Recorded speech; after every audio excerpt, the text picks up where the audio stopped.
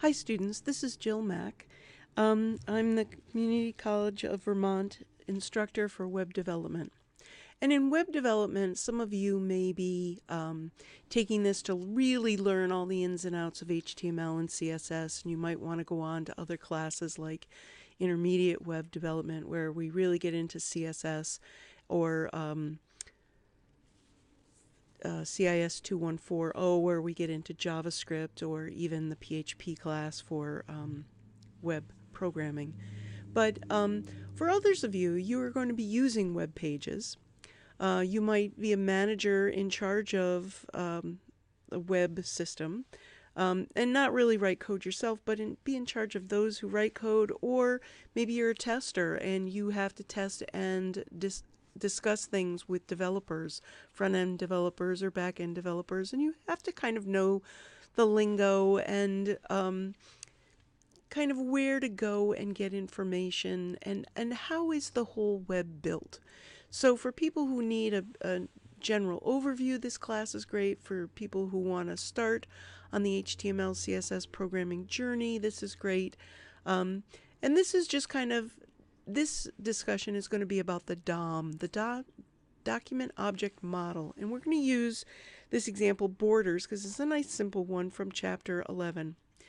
So here I'm going to start to introduce you to the DOM Document Object Model, where we create all the rules and the reserved words and all of the syntax for our programming languages.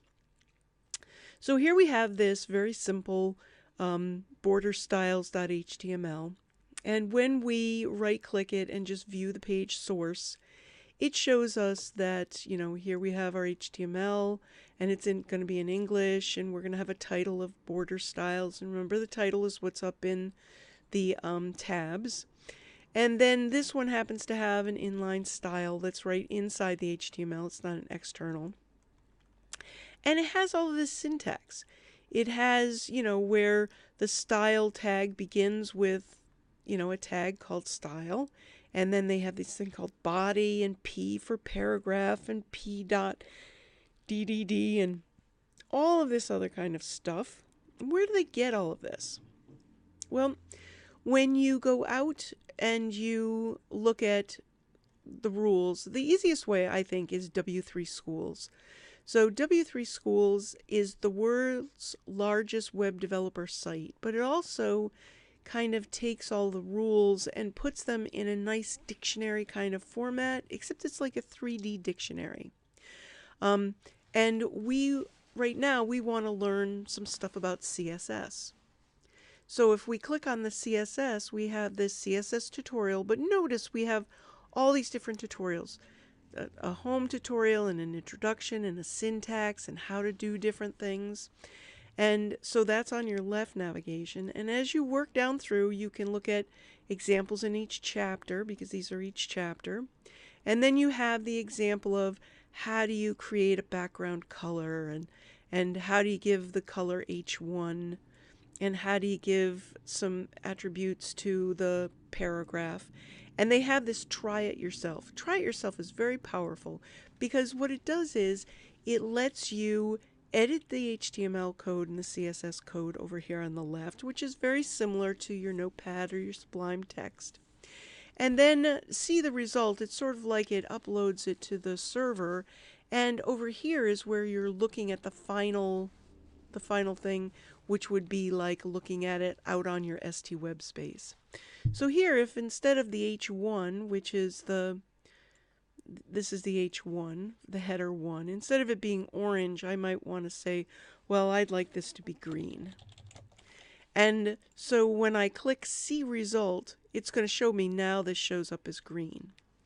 But you could also take it a step further. We could go back to our borders where we viewed the source, and we could block copy all of this right down to the HTML, and then we could copy this, and we could go over to our CSS in our Try It Yourself, and I could just replace this code with our code. So here's our code from class. And if I click the See the Result, now we have the same result over here. So when we're looking at the body and we want the padding, suppose we don't want this padding to be 0, suppose we want it to be, 5. What would padding of 5 look like? If we want to see the result, you notice how it kind of gets a little bit bigger. If we bring this back to padding a 0 and we say see the result, you can see where it gets smaller. So you're seeing that padding. This being 10 pixels, suppose I made this 20 pixels and I want to see the result. That gives me a padding even more. Here in the border for our paragraph, if I didn't want 10 pixels, maybe I wanted 20 pixels. What would that do? See the result. Now these lines are much larger than they were when they were just 10 pixels. So you get to see things as you're learning about the syntax. But suppose I wanted to understand all the different things that we could do with borders. How else could I use W3Schools? So over here, let's look at the borders. So here it shows the property borders, so it shows you an example of it. Then it goes down to border style, and you can have border style of dotted, dashed, solid, double, grooves, ridge, inset. More things than we were just using in ours.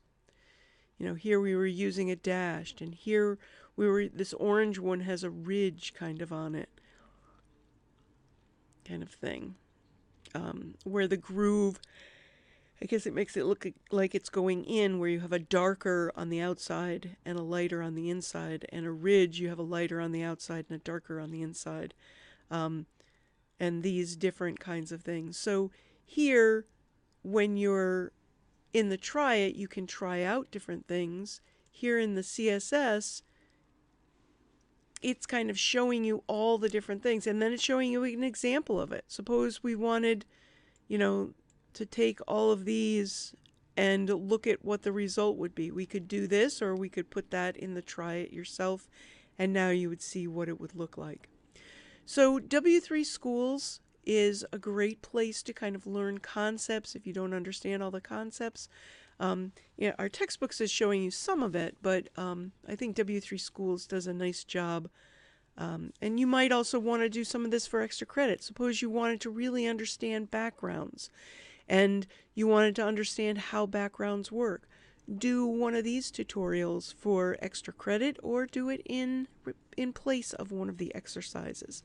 You have that flexibility. Just remember to give me the links and use that as an example. So go have a good time. You can go back and do some things in HTML if you would like. You can do some things in CSS. And in future weeks, we're going to be looking at JavaScript very lightly. There's a whole JavaScript class this summer and again in the fall. So if you have any questions, give me a call. And this is JilMac for W3Schools and understanding the syntax of these languages.